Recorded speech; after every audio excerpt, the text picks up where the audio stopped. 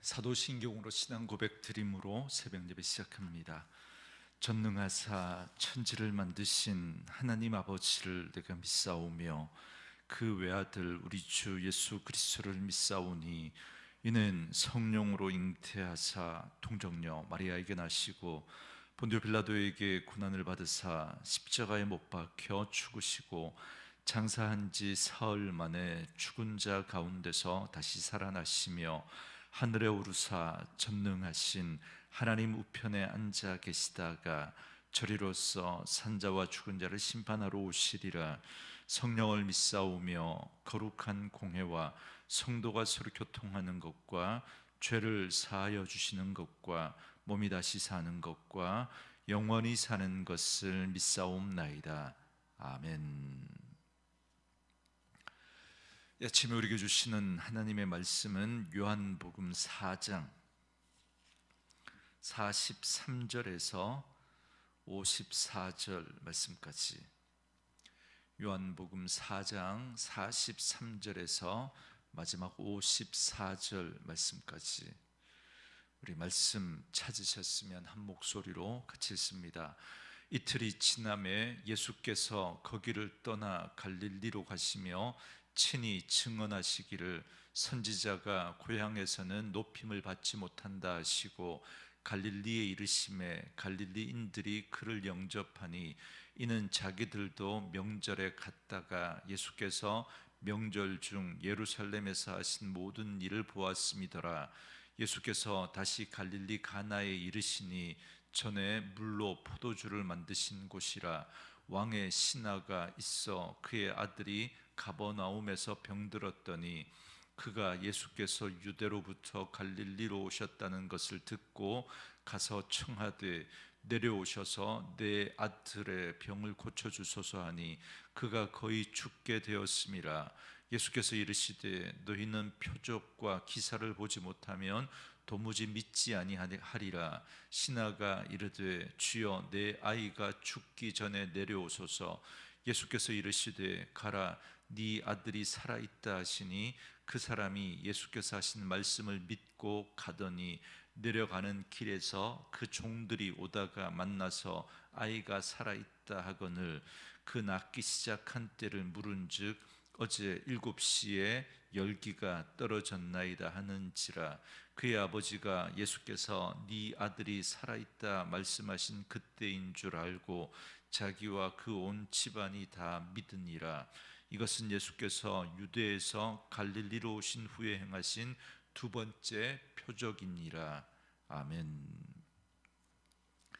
오늘은 함께 읽으신 요한복음 4장 43절에서 54절 말씀을 중심으로 기적보다 앞선 믿음이라는 제목의 말씀으로 잠시 은혜를 나누겠습니다. 유대를 떠나 사마리아를 일부러 통과하시면서 수가성 여인을 만나 복음을 전하며 그곳에서 이틀을 유하신 예수님은 이제 갈릴리로 향하십니다.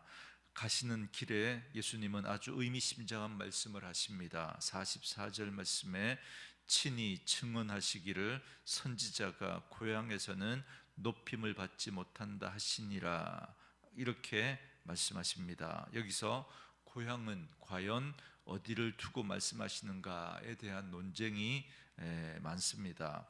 베들레헴에 있는 유대를 말씀하는 것이다, 아니다 나사렛이 있는 갈릴리를 말하는 것이다 라고 하는 의견들로 분분합니다. 그런데 저는 개인적으로 45절 말씀에 보면 갈릴리인들이 예수님을 영접했다라고 하는 이 말씀을 봤을 때 여기서 말하는 고향은 아마도 베들레헴이 있는 유대를 두고 하신 말씀이 아닌가, 저는 그렇게 생각을 합니다. 아무튼 갈릴리에 도착하신 예수님은 전에 혼인잔치가 있었던 갈릴리 가나로 가십니다. 46절 말씀에 예수께서 다시 갈릴리 가나에 이르시니 전에 물로 포도주를 만드신 곳이라. 왕의 신하가 있어 그의 아들이 가버나움에서 병들었더니, 그럽니다. 그때 가버나움에 사는 왕의 신하가 예수님을 찾아와서 자기 아들이 병들어 죽게 되었으니 와서 고쳐달라고 요청합니다. 그러니까 가버나움까지 같이 좀 가자는 거죠. 그러나 예수님은 그의 청을 들어주지 않습니다. 그리고는 이렇게 말씀하십니다. 48절에 너희는 표적과 기사를 보지 못하면 도무지 믿지 아니하리라. 여러분, 이 말씀은 왕의 신하를 비롯해서 지금 예수님을 둘러싸고 있는 많은 그 사람들을 보면서 하신 말씀입니다. 그 사람들이 다 자기가 행한 표적과 기사 때문에 이렇게 몰려왔지 정작 자신을 믿지 않고 있다라는 걸 예수님께서 잘 알고 계셨던 겁니다. 아닌 게 아니라 왕의 신하도 처음에 예수가 직접 가버나움으로 가 주실 것을 구했습니다. 거기서 기적을 베풀어 달라는 거죠.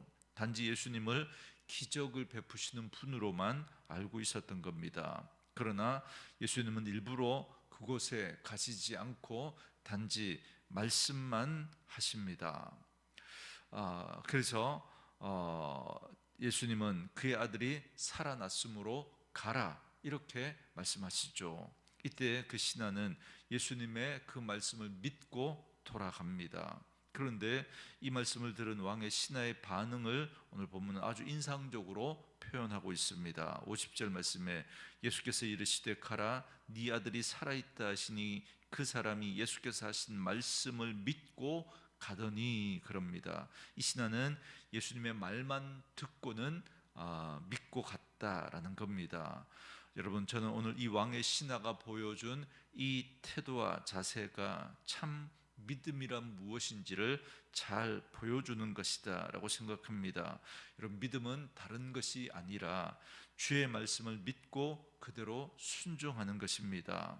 그래서 그는 참으로 돌아가는 길에 그래서 그가 집으로 돌아가는 길에 자신의 종들을 만나게 되는데 그 아들이 살았다라는 소식을 듣습니다. 그래서 자세히 물어보니까 어제 예수님 말씀하신 그 시간으로부터 이제 낫기 시작했음을 알게 됩니다. 이 일로 인해서 이제 그의 온 집안은 예수님을 믿게 됩니다. 그리고 결론적으로 이렇게 말씀합니다. 54절 말씀인데요. 이것은 예수께서 유대에서 갈릴리로 오신 후에 행하신 두 번째 표적이니라 그럽니다. 이 일이 예수님이 행하신 두 번째 표적이라고 말해주면서 오늘 본문은 끝이 납니다. 오늘 본문은 말씀드린 것처럼 믿음에 대해 가장 잘 보여주는 본문 중에 하나라고 말할 수 있습니다. 오늘 본문에 보면 두 개의 믿음이 대조되는 걸 알 수 있습니다. 하나는 오늘 이 왕의 신하가 보여준 온전한 믿음의 모습, 말씀을 듣고 돌아가는 그 온전한 믿음의 모습을 보여주는 거고요. 그리고 또 다른 하나는 바로 표적과 기사를 보고 믿는 믿음입니다. 여기 48절에 보면 예수께서 이르시되 너희는 표적과 기사를 보지 못하면 도무지 믿지 아니하니라 그럽니다. 예수님이 왜 이 말씀을 하시는 걸까요? 앞서 예수님은 선지자가 고향에서 환영을 받지 못한다라고 하셨습니다.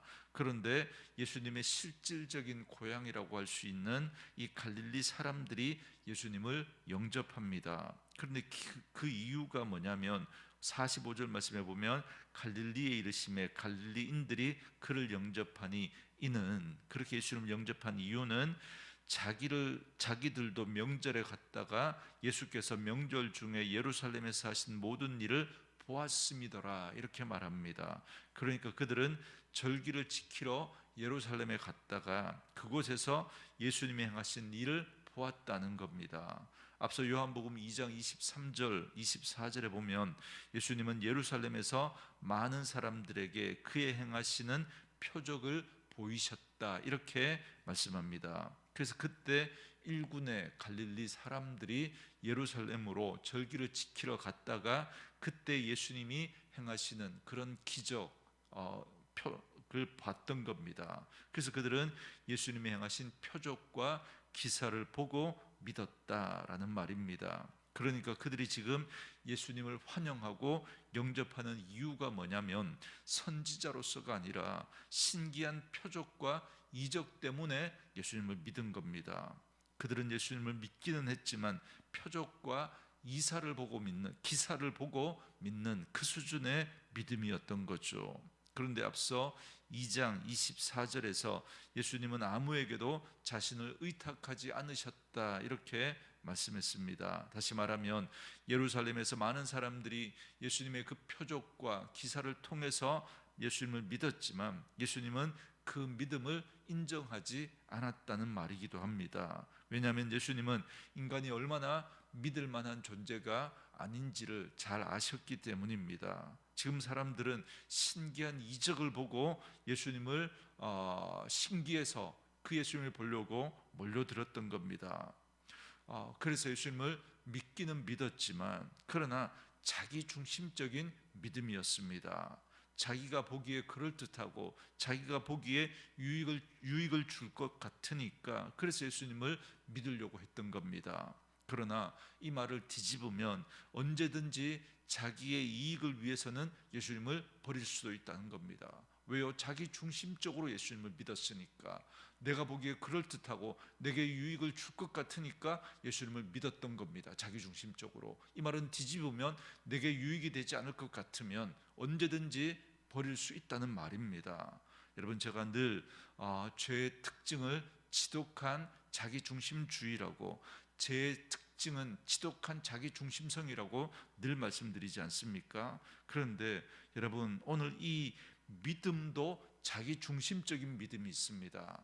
그건 내가 믿는다고 생각하고 착각하는 거죠. 사실 그러나 이건 믿음이 아닙니다. 여러분, 믿음은 처음부터 자기를 부인하면서 시작되는 것이 믿음입니다. 예수님이 뭐라고 말씀하셨죠? 누구든지 나를 따라오려거든 자기를 부인하고 자기 십자가를 지고 나를 따를 것이다 말씀하셨습니다. 여러분, 믿음은 자기를 부인하는 것입니다. 그런데 자기를 부인하지 않는 그 믿음은 믿는 것 같지만 언제든지 내 이해관계에 따라서 바꿀 수도 있는, 그게 자기 중심적인 것이죠. 그래서 믿음과 자기 중심성은 여러분 어울리지가 않는 것입니다. 그래서 제 아래 있는 우리 인간의 근본적인 속성이라고 하는 걸, 이 자기 중심성을 예수님 잘 아셨던 겁니다. 그래서 48절 말씀을 다시 보시면 예수님은 이렇게 표적과 기사에 매달리는 믿음을 나무라시면서 너희는 표적과 기사를 보지 못하면 도무지 믿지 아니하니라 이렇게 말씀하시는 겁니다. 이 말은 왕의 신하를 향해서 한 말씀이 아니라 지금 사람들을 향해서 하신 말씀입니다. 그러한 무리들 가운데 보석 같은 진짜 믿음의 사람이 등장하는데 그가 바로 이 왕의 신하의 믿음입니다. 그의 믿음은 한마디로 말하면 말씀을 믿는 믿음입니다. 말씀을 믿는 믿음이야말로 주님을 온전히 믿는 그런 믿음입니다. 여러분, 우리가 누군가의 말을 신뢰한다라는 뜻은 그 사람을 신뢰한다라는 말 아니겠습니까? 그러니까 말씀을 믿는 믿음은 그 말씀의 주체이신 예수님을 온전히 신뢰하는 것입니다. 그러나 기적을 보고 믿는 믿음은 기적이 믿음의 대상입니다. 그렇기 때문에 기적을 따라 이리저리 흔들릴 수 있습니다. 인생의 어려운 일이 해결되지 않으면 믿음이 흔들려 버립니다. 그러다가 누가 신령하다, 누가 가서 기도를 받았더니 이렇게 문제가 해결되고 또 병이 나았다 그러면 2단이고 3단이고 상관이 없습니다. 주님이 진정 누구이신지, 주님이 나에게 무엇을 말씀하시는지 거기에는 관심이 없고 그냥 신기한 걸 행하더라, 표적과 이사가 이렇게 나타나더라 그러면서 기도했더니 낫더라 그러면 그가 무슨 말을 하는지 그건 상관하지 않고 그냥 또 바꿔버리는 거죠. 여러분, 표적과 기사를 보고 믿는 믿음이 바로 이런 수준의 믿음인 거죠. 그래서 예수님은 왕의 신하의 아들을 직접 가서 고치는 이적을 행하지 않습니다. 만약에 그렇게 했다면 그 신기한 것만 보고 믿을 수 있기 때문에, 그래서 그저 말씀만 하십니다. 오직 말씀을 믿는 그 믿음이 무엇인지를 보여주시기 위한 것이죠. 그래서 예수님 일부러 그렇게 하신 겁니다. 믿음은 주께서 말씀하신 그대로를 받아들이는 겁니다. 사랑하는 성도 여러분, 앞서 제가 두 가지 믿음이라고 하면서 기적과 표적을 믿는 믿음, 그 무리들과 그리고 말씀을 믿는 왕의 신하의 믿음을 대조해서 말씀드렸는데요. 그러나 보고 믿는 건 사실 믿음이 아닙니다. 여러분, 보았다라는 건 이미 믿음의 대상이 아니기 때문에 그렇습니다. 이미 봤는데 그걸 굳이 믿을 이유가 어디 있습니까? 그냥 본 걸 받아들이면 되니까 그건 믿음이 아닌 거죠. 그렇기 때문에 보이지 않는 것이라야 사실 믿음의 대상인 거죠. 표적과 기사는 이미 드러나 보인 겁니다. 물론 그것이 사인이긴 합니다. 그걸 통해서 진짜 예수님이 누군지를 정말 제대로 보고 깨닫는다면 여러분 다행인데, 그렇지 못하고 그 현상만 보고 그걸 쫓아다니기 때문에 문제인 겁니다. 그래서 기적과 기적과 표적, 이건 믿음의 대상이 될 수 없습니다. 그건 하나의 사인인 거죠. 사인. 그 사인을 통해서 정말 예수님이 누구이신지, 그 예수님이 누구이신지를 알고 온전히 깨닫고 신뢰하는 것이 믿음입니다. 그렇다면 그 예수님을 우리가 어떻게 알 수 있습니까? 이미 예수님은 2000년 전에 이 땅에 오셨다가 승천하신 분인데, 그러나 그 예수님은 말씀이 육신이 되어 우리 가운데 오신 분이지 않습니까? 그러므로 지금 우리에게 주어진 이 말씀을 온전히 신뢰하는 것이야말로 진정한 믿음인 것입니다.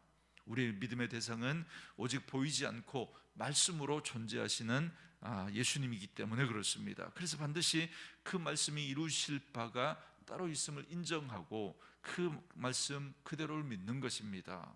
그런데 만약에 우리가 보이는 것을 구하고자 한다면 그때가 이미 우리의 믿음은 여러분 이미 타락한 상태다라는 사실을 알아야 합니다. 그리고 속히 믿음을 회복해 달라고 회개하고 기도하셔야 합니다. 여러분, 앞서 보고 믿으려고 하는 걸 자기 중심적인 믿음이라고 말씀드렸는데요, 사실 이 자기 중심성이라고 하는 것과 믿음은 어울릴 수가 없는 겁니다. 지독한 자기 중심, 그걸 버리지 못하니까 내가 원하는 것, 내가 듣고 싶은 것, 내가 하고 싶은 것만 하려고 하는 거죠. 여러분, 이건 온전한 믿음이 아닙니다. 여러분, 믿음은 자기를 부인함으로 시작되어지는 것입니다. 그래서 내가 원하는 게 아니더라도 주님이 말씀하시면 믿는 것이죠. 그런데 자기중심적인 믿음은 내가 원하는 것이 아니면 언제든지 내가 중심이기 때문에, 다시 말하면 내가 하나님이기 때문에 그 믿음의 대상을 바꿀 수도 있는 분들입니다. 그래서 믿음을 늘 이렇게 정의해 드리죠. 믿음은 내 생각을 끄집어내고 하나님의 생각을 집어넣는 것이라고. 그렇기 때문에 진짜 믿음은 말씀하신 분이 어떻게 행하시든지 어떤 말씀을 하시든지 그대로 받아들이는 것이 믿음입니다. 사랑하는 성도 여러분, 믿음이 무엇인지를 제대로 알아야 제대로 믿을 수 있습니다. 그래서 말씀이 중요합니다.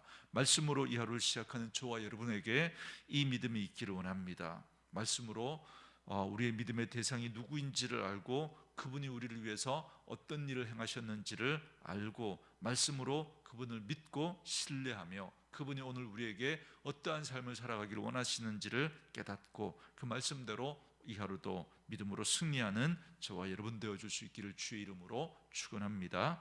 주신 말씀 묵상하시면서 우리 이 찬양 함께 들으시며 기도하는 시간 갖겠습니다.